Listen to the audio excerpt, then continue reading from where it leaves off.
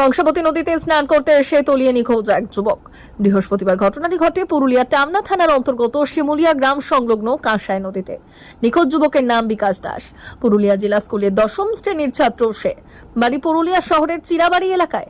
পরিবারের সদস্যরা জানালেন, আজ সকালে এলাকার 5 বন্ধুদের সঙ্গে কংসাবতী নদীতে যায়। তার কিছুক্ষণ পর তার বন্ধুরা পরিবারে ফোন করে জানায় বিকাশ দাস জলে ডুবে হারিয়ে যায়।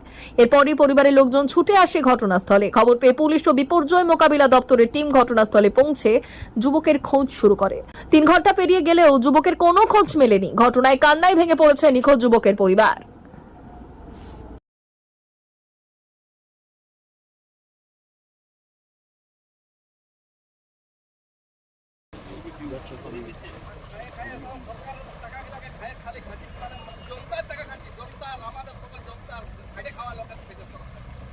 পুলিশ দায়ী তার জন্য, কিছু লোক দায়ী, প্রশাসন দায়ী, পুলিশ দায়ী, আর এখানে থাকা কিছু লোক দায়ী। বাচ্চাকে নদীতে ঢুকতে তলে যেতে দেখেছে কিন্তু বলে নাই, আর এখনো পুলিশে কোনো ব্যবস্থা নাই।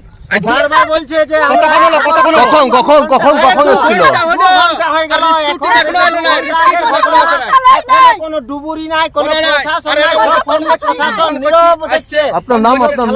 অপর্ণা দাস, আমি ওর দিদি হচ্ছি। নীরব দেখছে, দিদি? হ্যাঁ, ও আমার ভাই। নীরব দেখছে। সকালবেলা আসছিল, হিলপি বলে বাইরানছে। কি বলেছে? বলেছে মা আমি খেলতে যাচ্ছি হিলপি। তারপরে 5টা বন্ধুর সঙ্গে আসছিল, আর আসে নিয়ে ছেলেটাকে খুঁজে পায় না। তখন ওর বন্ধুই ফোন করেছে ওর বাবাকে যে মানে বিকাশকে খুঁজে পাওয়া যাচ্ছে না। কি নাম ছেলেটা? বিকাশ দাস। কত বছর বয়স? 15 বছর।